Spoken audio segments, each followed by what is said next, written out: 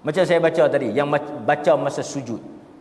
Allahumma ghfirli dhanbi kullahu. Ya Allah, masa tuan-tuan sujud, tuan-tuan baca Allahumma ghfirli dhanbi kullahu. Ya Allah, ampunkan semua dosa aku, diqqahu wa jillahu, yang kecil dan yang besar. Apa dia lagi? Awwalahu wa akhirahu, yang awal dan yang hujung. Alaniyatahu, yang nampak, yang terang, yang jahat aku buat secara terang. Wasirrahu, dan juga jahat yang aku buat secara tersembunyi. Lengkap. Kecil besar minta ampun, yang awal hujung kita minta ampun, yang nampak dengan tersembunyi kita minta ampun. Komplit. Baca masa sujud.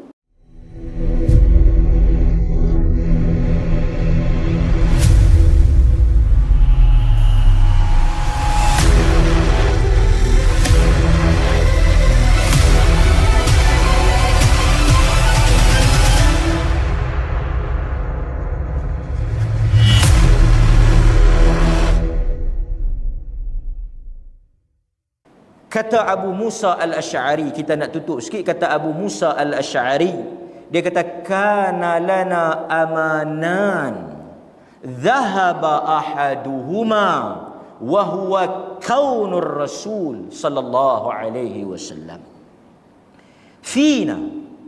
Dia kata, Allah kata dalam Quran, aku tak azab hampa ni, aku tak turunkan bala kerana dua sebab. Di dalam Al-Quran, dalam surah Al-Anfal, tuan-tuan balik malam ni kalau ada masa, tak lena awal, buka Al-Anfal ayat 33. Al-Anfal 33. Allah sebut dia tidak menurunkan azab, dia tak menyeksa manusia kerana ada dua perkara. Kata Abu Musa, satu dah tak ada, tinggal satu saja lagi. Kalau hak ni pun tak ada, habis kita. Apa dia yang dua tu? Quran kata, wa ma kana Allah liyu'adzibahum wa anta fihim, dan Allah tidak akan mengazab, liyu'adzibahum. Allah kata, wa ma kana Allah, dan Allah tidak akan liyu'adzibahum, Allah Ta'ala tak akan menurunkan azab dan menyiksa mereka, wa anta fihim, sedangkan engkau berada di dalamnya. Nabi tu ada, Allah Ta'ala tak buat turun azab. Wa anta fihim, engkau tu ada di kalangan mereka, aku tak turun azab. Nabi ada tak lagi? Nabi wafat, Nabi dah tak ada. Nabi dah tak bersama dengan kita. Pasal itu Abu Musa kata, dah tak ada dah satu sebab.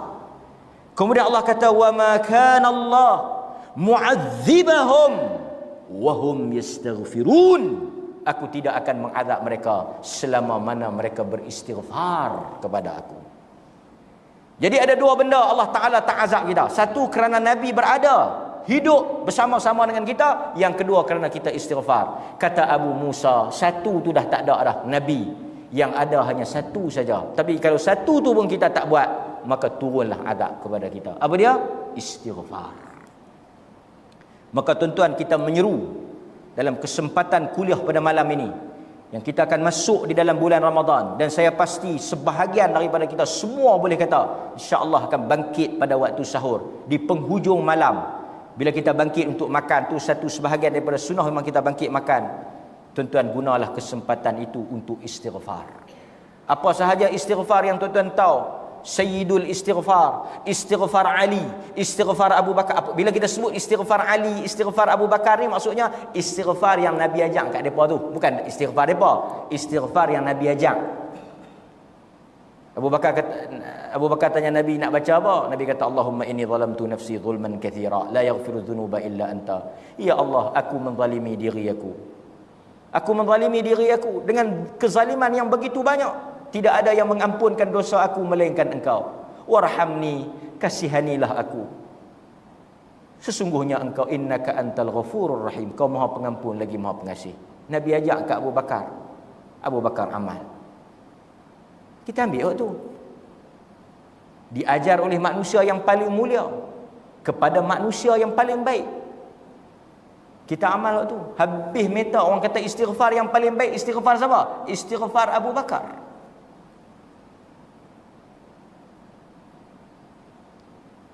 Kan? Macam saya baca tadi, yang baca masa sujud.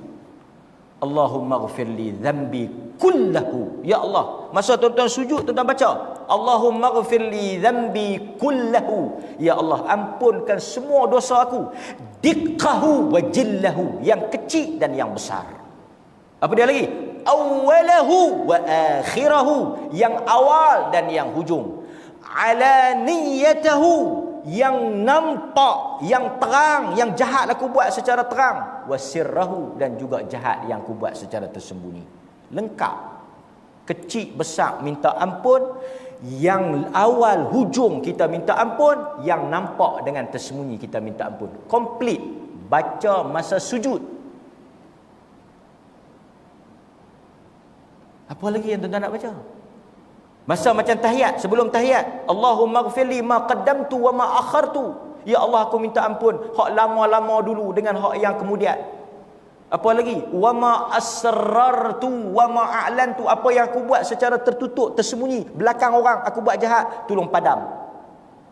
Wa ma a'lantu, apa yang aku buat depan orang, jahat yang orang nampak. Sekarang tuan-tuan orang bangga buat jahat. Bermegah buat jahat jadi popular. Apa lagi? Kita minta wa ma asraftu, apa yang aku melampau, apa yang aku melebihi kadar yang patut. Antal muqaddim wa antal muakhir, engkau yang awal dan akhir. La ilaha illa anta, tak ada Tuhan melainkan engkau. Baru kita bagi salam. Hidup kita senantiasa dengan minta ampun. Masa sujud minta ampun, istighfar. Masa nak bagi salam, istighfar. Habis salat, istighfar. Buat apa? Bukan buat dosa. Istighfar di atas kekurangan di dalam salat kita. Mungkin dalam salat kita tak khusyuk, bacaan kita tak khusyuk, pergerakan kita tak khusyuk, kita minta ampun. Bukan kerana kita salah, kerana kekurangan ibadah yang kita lakukan. Sampai teratur kita beradab dengan Tuhan. Macam ni ya tuan-tuan. Kita nak bagi faham lah, nak bagi faham. Nak habis lah ni, nak bagi faham. Nak bagi faham. Pi rumah satu orang, dia tak jamu apa, dia minta maaf. Dia kata minta maaf lah no, mai tak jamu apa. Pasal apa dia minta maaf? Pasal dia tak jamu apa. Memang patut dia minta maaf. Dan kita pun memang marah. Dia tak jamu apa. Minta maaf lah nak tak jamu apa. Awal hang puasa. Itu normal, biasa. Tak maaf lah no, tak ada jamu apa, tak ada masak apa, tak ada apa nak masak. Okey. Tapi yang lebih pelik, yang lebih dahsyat, yang lebih hebat apa dia? Jamu sampai nak tak cukup meja, sampai pergi ambil meja tambahan. Penuh meja, pergi ambil meja tambahan. Pun minta maaf juga. Minta maaf lah no, aku ada terkurang kau tak sedap kau, minta maaf takat ni ya boleh jamu. Allah, kita kata nak minta maaf apa? Saya pun tak pernah makan benda hak jamu ni. Ni yang makan sungguh-sungguh ni. Minta maaf lah no. Kalau tak main makan rumah ni tak makan lok ni. Pasal tu tengok cerah dia makan.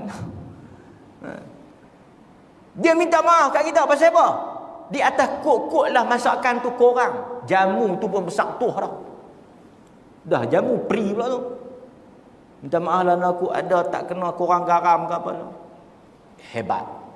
Dia tak buat kesalahan, bahkan dia buat kebaikan. Di atas kebaikan tu masih dia mohon maaf kerana bimbang ada kekurangan. Ini makam hamba. Dia takut persembahan dia kepada Tuhan itu tidak satu persembahan yang sempurna. Melainkan kalau tuan-tuan rasa sempurna, maha hebat, dahsyat. Okey ya. Dia tak istighfar.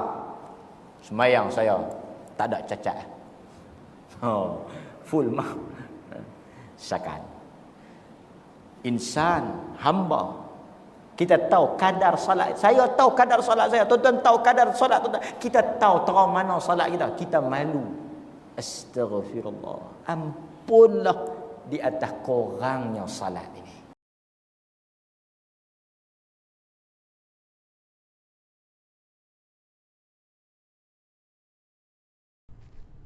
A'udzu billahi minasyaitonir rajim. Bismillahirrahmanirrahim. Assalamualaikum warahmatullahi wabarakatuh. Muslimin muslimat yang dirahmati Allah, insya-Allah kita akan sama-sama tadabbur surah Al-Anfal pada ayat ke-33. A'udzu billahi minasy syaithanir rajim. Wa ma kana Allahu liyu'adzibahum wa anta fihim. وَمَا كَانَ اللَّهُ مُعَذِّبَهُمْ وَهُمْ يَسْتَغْفِرُونَ. Sadaqallahul azim. Maksudnya, dan Allah sekali-kali tidak akan mengazab mereka sedang kamu berada di antara mereka, dan tidaklah pula Allah akan mengazab mereka sedang mereka meminta ampun.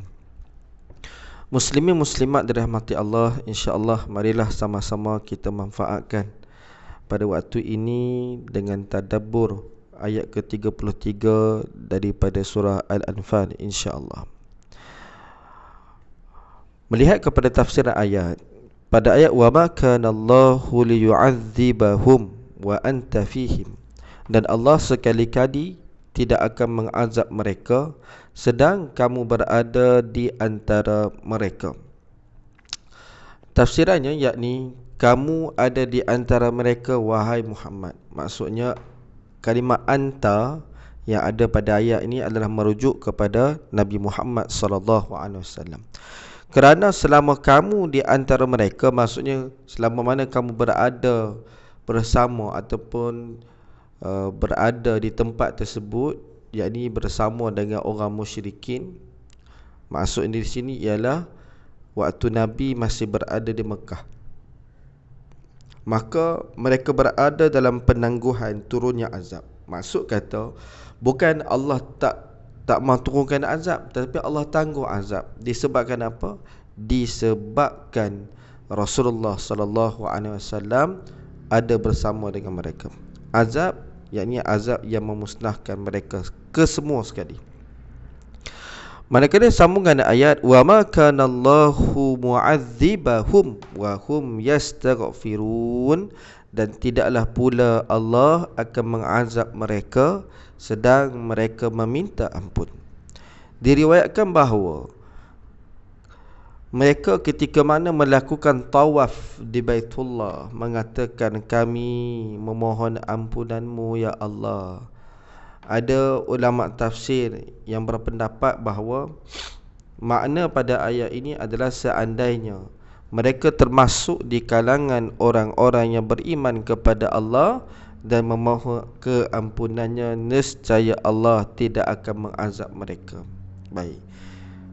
Ayat ini adalah ayat yang di antara ayat-ayat yang menceritakan tentang bagaimana Allah Subhanahu wa taala menjawab kesombongan, keangkuhan musyrikin Mekah yang menentang akan Nabi sallallahu alaihi wasallam. Boleh buka Quran, rujuk bermula pada ayat ke-30. Di situ bermulanya ayat yang sehinggalah sampai pada ayat ini.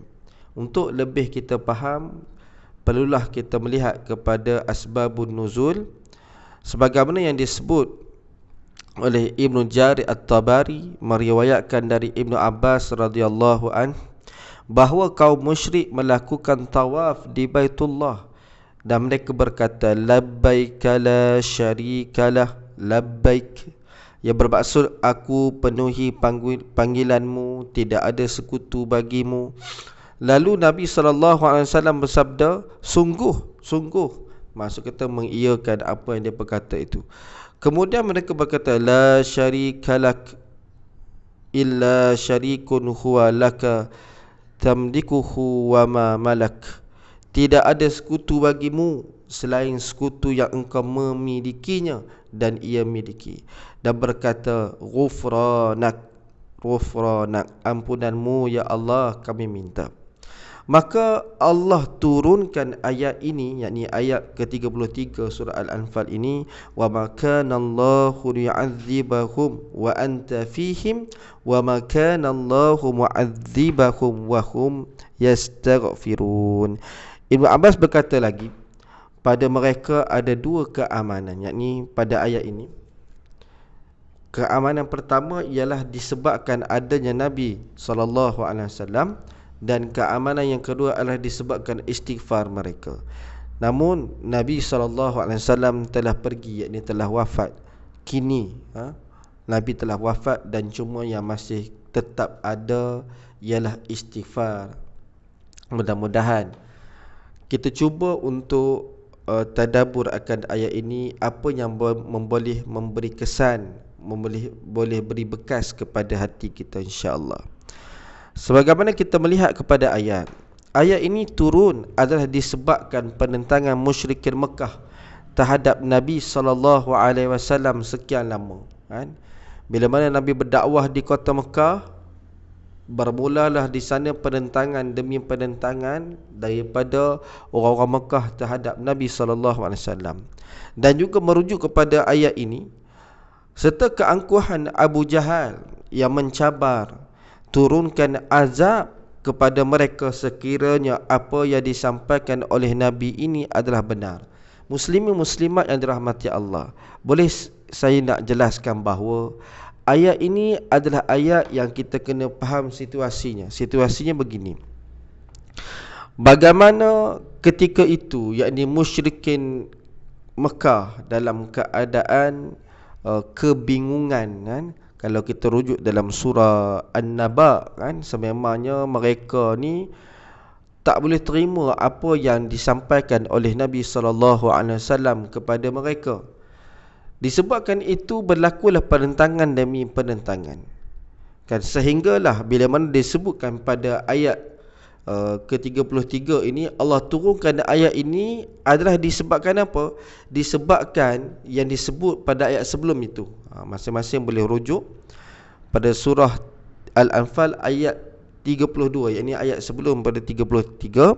Allah Ta'ala berfirman, wa idh qalu Allahumma in kana hadha huwal haqq min 'indik fa amtir 'alaina hijaratan minas sama' awitina bi'adzabin alim.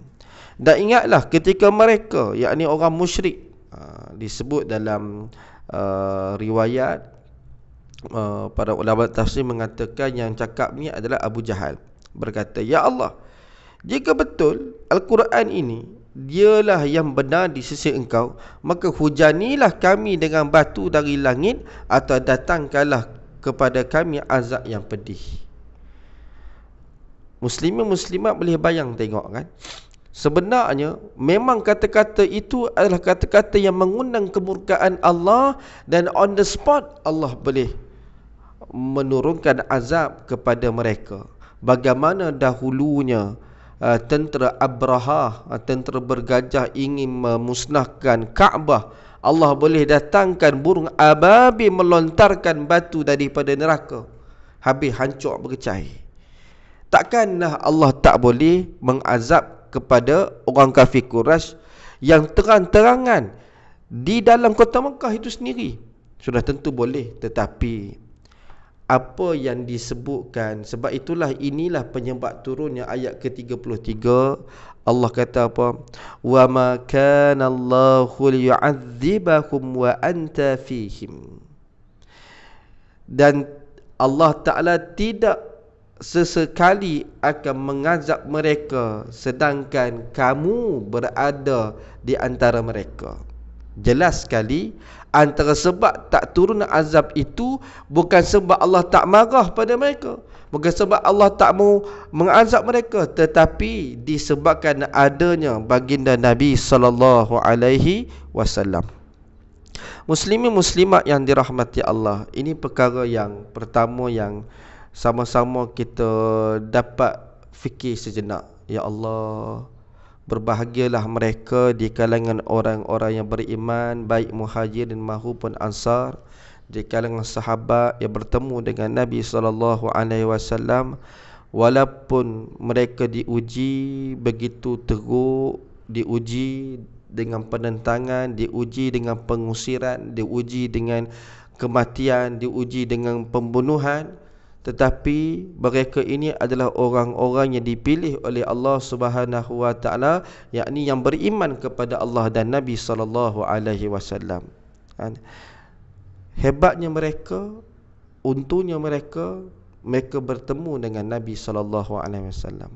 Tetapi yang kita hari ini, walaupun kita tak sempat jumpa Nabi, tetapi Nabi sallallahu alaihi wasallam amat kasih pada kita. Sebab itu saya suka nak berkongsi. Hanya orang-orang yang suka untuk cuba untuk menghayati ayat-ayat Al-Quran akan menjumpai akan kemanisan, akan permata-permata yang sangat banyak yang perlu dicungkil, yang perlu dikaji daripada ayat-ayat Allah Subhanahu wa taala. Baik, saya nak kongsi betapa indahnya bahasa Al-Quran ni. Subhanallah, sangat seronok. Indahnya bahasa Al-Quran. Ayat ini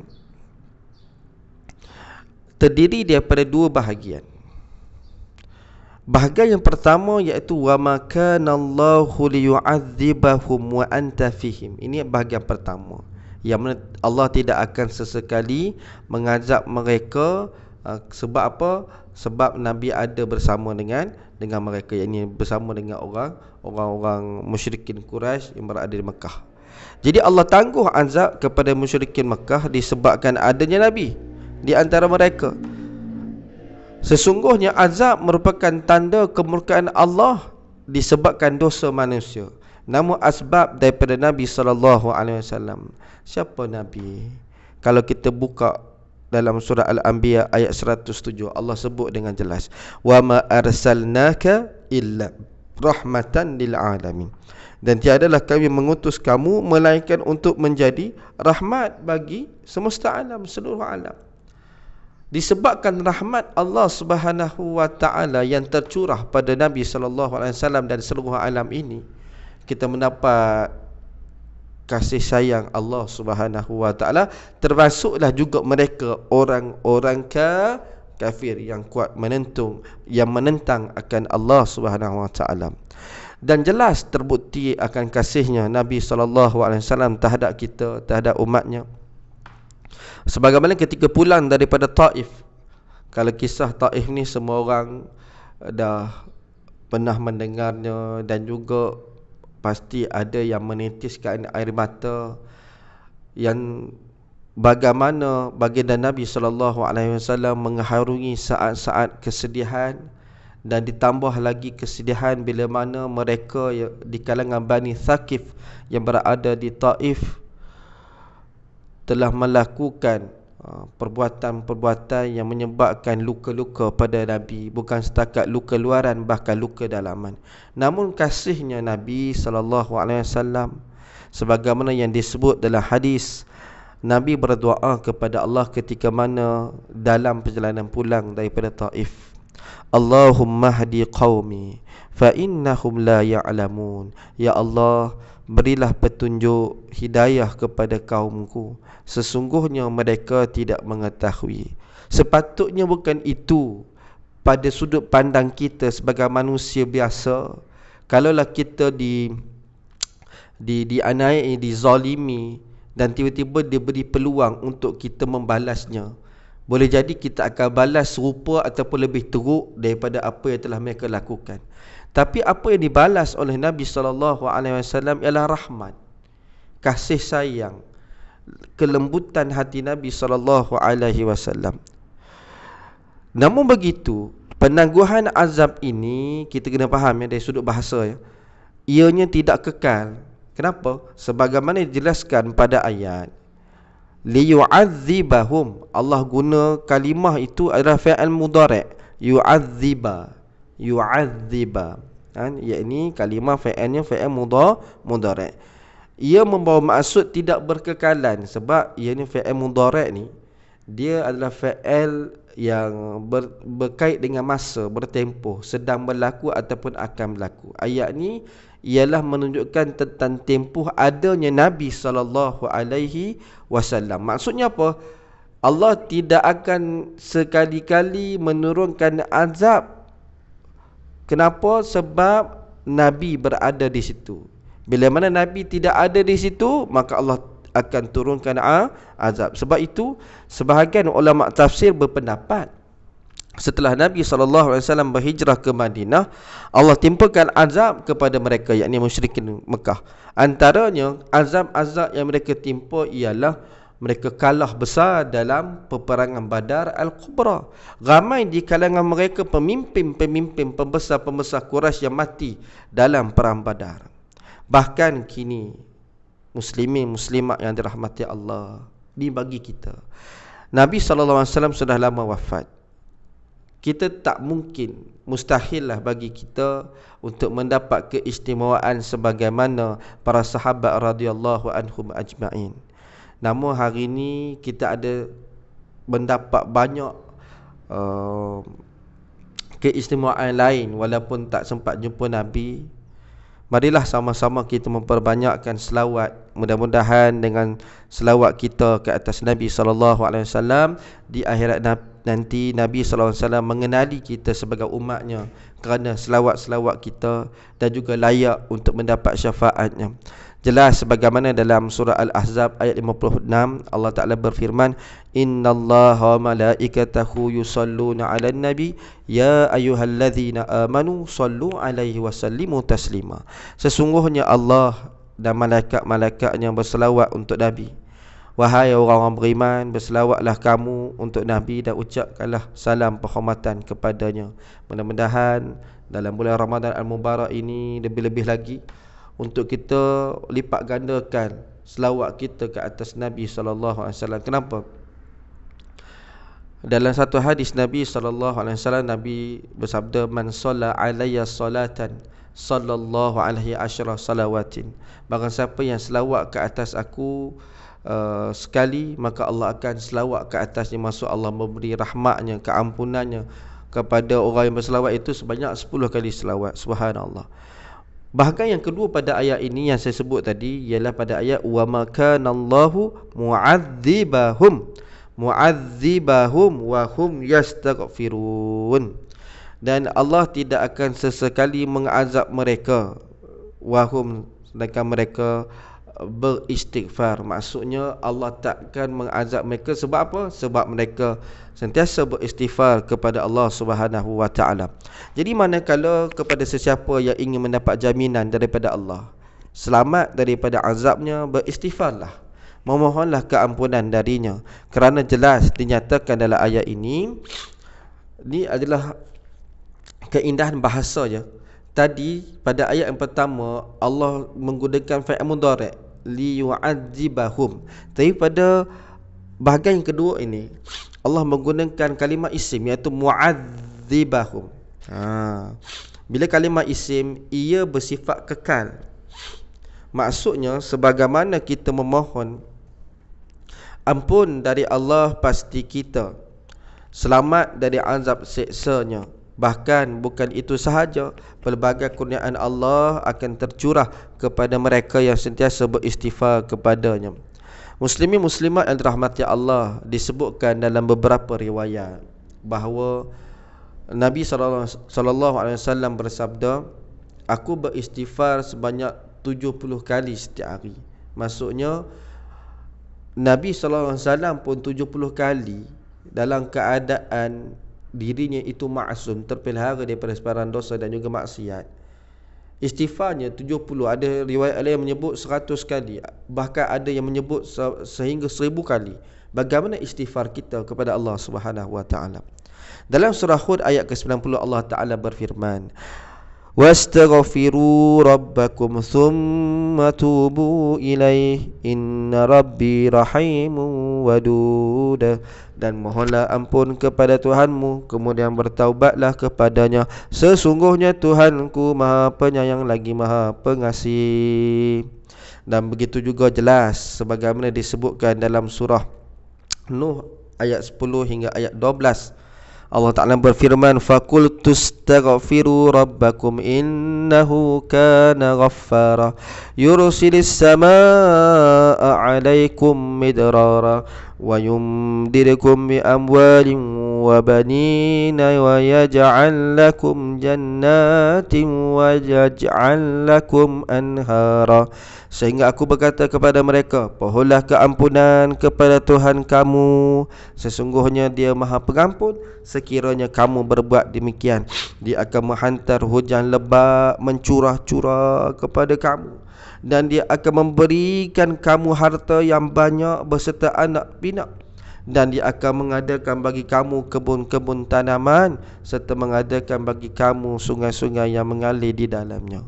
Muslimin muslimat yang dirahmati Allah, tidakkah kita merasa malu pada diri kita sendiri di saat kita melakukan maksiat dan dosa kepada Allah Subhanahu wa taala yang sememangnya Allah tahu, tapi bagaimana murahnya sifat pemurah Allah Taala kepada kita, rahimnya Allah kepada kita, dalam keadaan Dia mengetahui hamba-hambanya melakukan dosa maksiat kepadanya, tetap Allah memberikan kurniaan ganjaran kepada mereka, yang mana Allah minta, Allah suruh untuk beristighfar, minta ampun.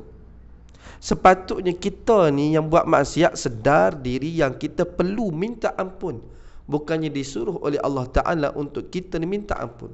Bayangkan, kalaulah kita ingin meminta sesuatu daripada manusia, mungkin kali pertama dia boleh tolong kita, kali kedua dia boleh tolong, tapi kalau masuk kali ketiga, kali keempat, kali kelima, mungkin dia akan naik cemuh dengan kita.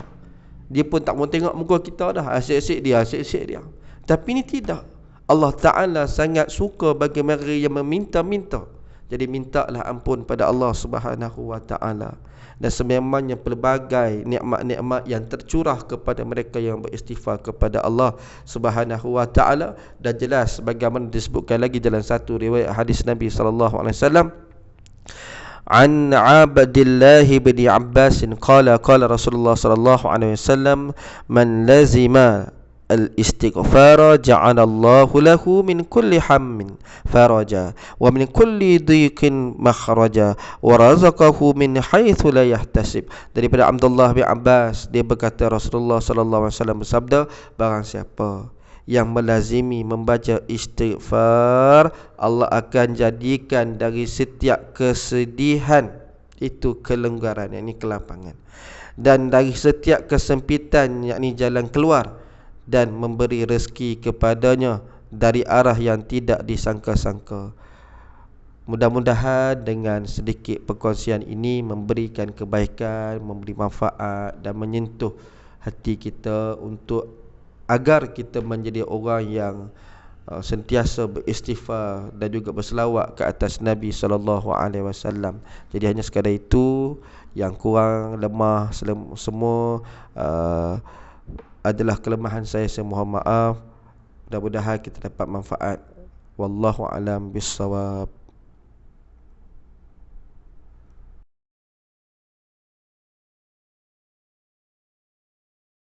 Setiap yang bergelar Muslim perlu senantiasa menyucikan hati dan memperbaharui niat dalam. Kita mestilah percaya dan yakin bahawa Allah Maha Adil dan Maha mengetahui apa yang terbaik buat hamba-hambanya. Oleh yang demikian, Allah memberikan sesuatu yang sesuai dengan keperluan kita. Dan juga bukti kita beriman dengan Rasul adalah dengan mematuhi dan melaksanakan syariat yang disampaikan kepada kita dengan penuh keyakinan bahawa Islam adalah sistem yang lengkap dan terbaik yang menjamin kesejahteraan hidup manusia. Kita mestilah merujuk kepada pihak yang berautoriti untuk menentukan hukum berdasarkan rujukan utama iaitu Al-Quran dan Sunnah, serta sumber-sumber hukum yang sedia ada apabila kita berhadapan dengan situasi yang memerlukan penentuan hukum.